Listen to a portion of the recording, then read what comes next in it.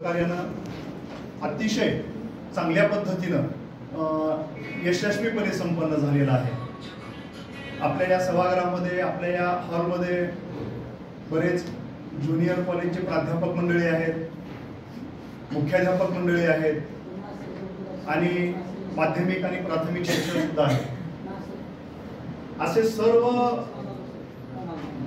कॅडरचे माणसे या ठिकाणी उपस्थित असताना सुद्धा अतिशय आनंददायी वातावरणामध्ये प्रशिक्षण पूर्ण झालेलं आहे।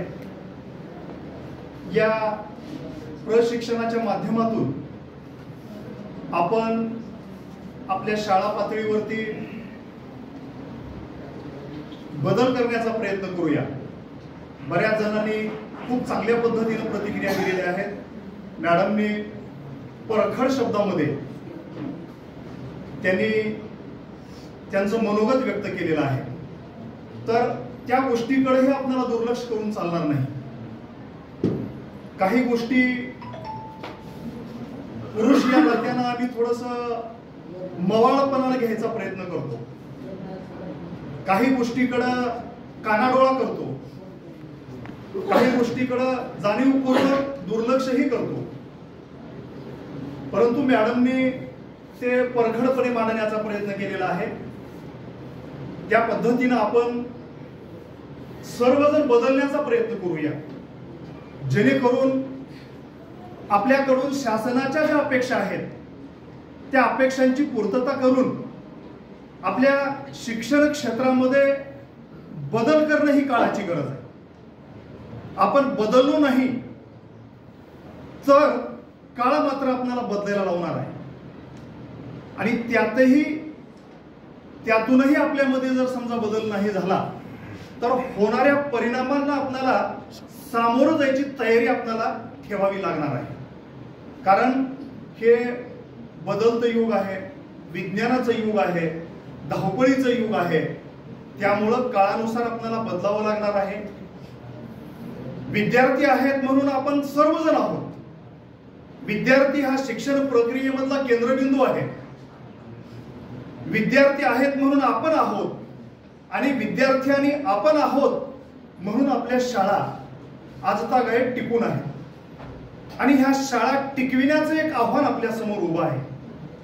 आज आपण पाहतोय विद्यार्थी संख्या कमी होत आहे, पद उठत आहेत, शाळा बंद होत आहेत आणि हे सर्व टिकविण्याचं आव्हान हे तुमच्या आणि माझ्या समोर आहे।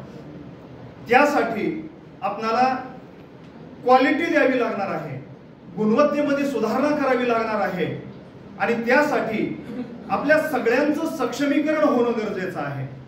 आपण अपडेट होणं गरजेचं आहे।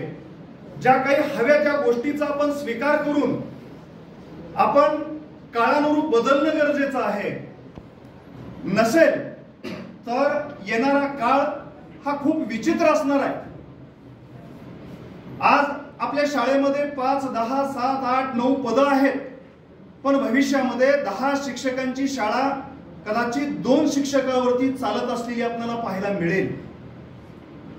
ही दिवस फार दूर नाहीत, खूप जवळ दिवस आहेत।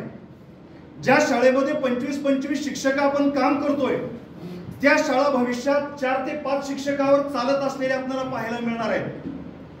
म्हणजे हे तंत्रज्ञानाचं युग आहे, तंत्रस्नेही शिक्षकांचं, तंत्रस्नेही विद्यार्थ्यांचं युग आहे आणि आपल्या समोर येणारे जे विद्यार्थी आहेत ते विद्यार्थी खूप अपडेट झालेले विद्यार्थी आहेत, खूप प्रगल्भ झालेले विद्यार्थी आहेत, बुद्धिमान विद्यार्थी आहेत आणि त्या बुद्धिमान विद्यार्थ्यांना सांभाळत असताना, त्या बुद्धिमान विद्यार्थ्यांना हाताळत असताना त्या लेवलचं, त्या दर्जाचं नॉलेज आपण त्या विद्यार्थ्यांना द्यायला कमी पडता कामा नये, यासाठी आपण कुठंतरी आपण सगळ्यांनी प्रयत्न करावा लागणार आहे।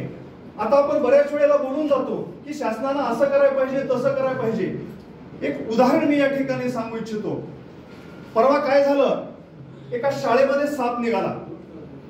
साप निघाल्याच्या नंतर तिथं महिला शिक्षकांची संख्या बरीच होती, तर त्या महिला शिक्षका बाहेर आल्या आणि म्हणायला लागले आमच्या शाळेमध्ये साप निघालाय, आमच्या शाळेमध्ये साप निघालाय, कोणी गडी माणूस आहे का बोलवा।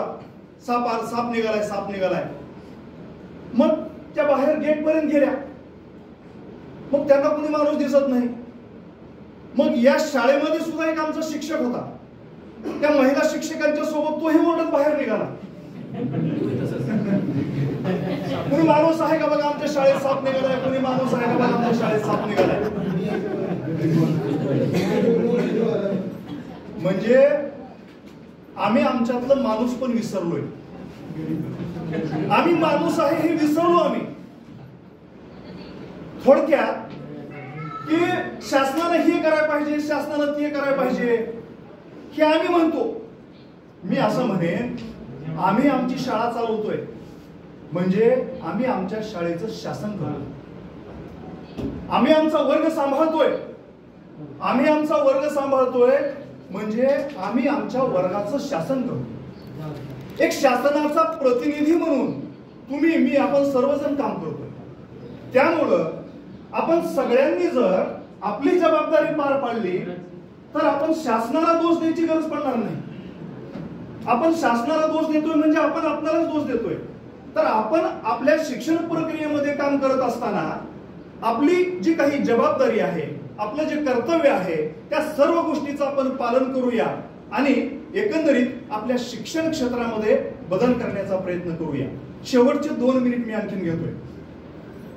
बघा, काळ खूप बदलत चाललाय. आपण शाळेसाठी काम करतोय, आपण विद्यार्थ्यांसाठी काम करतोय, आपण इतरांसाठी काम करतोय, आपण स्वतःसाठी सुद्धा काम करण्याचा प्रयत्न करूया. बघा, आज आपण पाहतोय अनेक 40 आणि 50च्या आतले तरुण मंडळी बीपी, शुगर अशा वेगवेगळ्या आजाराच्या माध्यमातून, अटॅकच्या माध्यमातून हे जग सोडून जात असलेलं आपण पाहतो. त्यामुळं आपण स्वतःची कुठेतरी काळजी घ्या.